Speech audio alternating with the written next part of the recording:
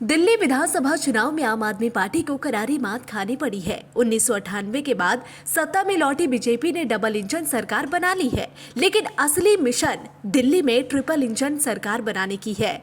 दिल्ली की सत्ता से बेदखल होते ही आम आदमी पार्टी के लिए दिल्ली के नगर निगम पर अपने वर्चस्व को बनाए रखने की चुनौती खड़ी हो गई है। दिल्ली विधानसभा चुनाव के साथ ही नगर निगम के समीकरण भी बदल गए हैं। केंद्र की सत्ता पर बीजेपी पहले से ही हावी है और अब दिल्ली में सरकार बनाने के बाद अगला टारगेट दिल्ली नगर निगम है। दिल्ली चुनाव के नतीजों का सबसे पहला इफेक्ट नगर निगम यानी एमसीडी पर पड़ता दिख रहा है। 2022 में आम आदमी पार्टी ने बीजेपी के हाथों से दिल्ली नगर निगम छीन ली थी, लेकिन 2.5 साल के बाद सियासी समीकरण बदलते नजर आ रहे हैं।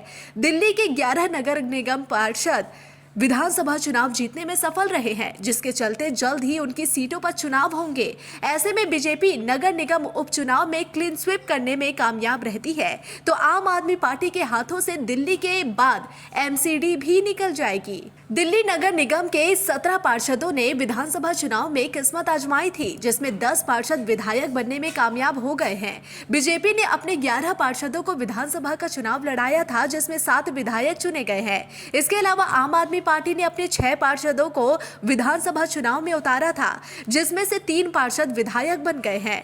बीजेपी की एक पार्षद पहले ही लोकसभा सांसद चुनी जा चुकी है, वो कमलजीत सहरावत है और इस तरह दिल्ली नगर निगम की 11 पार्षद सीटें अब खाली हो चुकी है। दिल्ली नगर निगम में कुल पार्षद की सीटें 250 है, जिसमें से 1 पार्षद सांसद और 10 पार्षद विधायक बन चुके हैं। इस तरह से निगम में 239 पार्षद बचे हैं, जिसमें से आम आदमी पार्टी के 119 और बीजेपी के 113 और कांग्रेस के 7 पार्षद हैं। इस तरह बीजेपी और आम आदमी पार्टी के बीच सिर्फ 6 पार्षद का अंतर है। एमसीडी की रिक्त हुई 11 पार्षद सीटों में से बीजेपी अगर अपनी सीटें बरकरार रखती है और आम आदमी पार्टी के कब्जे वाली तीनों ही सीटें जीतने में कामयाब हो जाती है तो फिर नगर निगम का सीन ही बदल जाएगा। विधायक बने पार्षदों को अगले 15 दिनों के अंदर एक पद चुनने के कारण दूसरे से त्याग देना ही होगा। सहरावत पहले ही पार्षद पद से त्याग पत्र दे चुकी है, जिसके चलते उनकी सीट रिक्त है। लोकसभा चुनाव और विधानसभा चुनाव के मध्य समय कम होने से राज्य चुनाव आयोग ने गत वर्ष रिक्त हुए एक पार्षद वार्ड का उपचुनाव नहीं कराया था। उनका मानना था कि विधानसभा चुनाव में भी कुछ पार्षदों को टिकट मिल सकता है और विधायक बनने पर वार्ड रिक्त होंगे। इस तरह सभी रिक्त वार्डों के एक साथ चुनाव कराए जाए तो बेहतर होगा। एमसीडी के रिक्त वार्डों के उपचुनाव की अधिसूचना जारी होते ही दिल्ली में एक बार फिर कामकाज ठप हो जाएगा, क्योंकि आचार संहिता लागू होने से दिल्ली सरकार और एमसीडी कोई भी नीतिगत फैसले नहीं ले सकेंगी।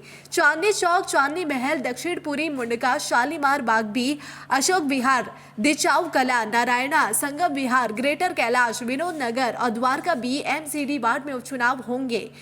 बीजेपी और आम आदमी पार्टी दोनों के लिए नगर निगम पार्षद की सीटों के उपचुनाव पर फोकस होगा। केंद्र की सत्ता पर बीजेपी पहले ही काबिज है और अब दिल्ली की सत्ता अपने नाम कर ली है। ऐसे में अब उनका फोकस दिल्ली नगर निगम में वापसी करने का है। दिल्ली की सत्ता से बीजेपी भले ही 27 साल तक दूर रही हो, लेकिन इस दौरान नगर निगम पर 15 साल तक उनका कब्जा रहा है। 2022 में आम आदमी पार्टी ने बीजेपी के हाथों से नगर निगम छीन लिया था, लेकिन विधानसभा चुनाव नतीजे के बाद दोबारा से उसके वापसी की उम्मीद जाग गई है। दिल्ली में अब बीजेपी की डबल इंजन की सरकार का रास्ता बनते ही नगर निगम की सत्ता की चाबी भी मिल गई है।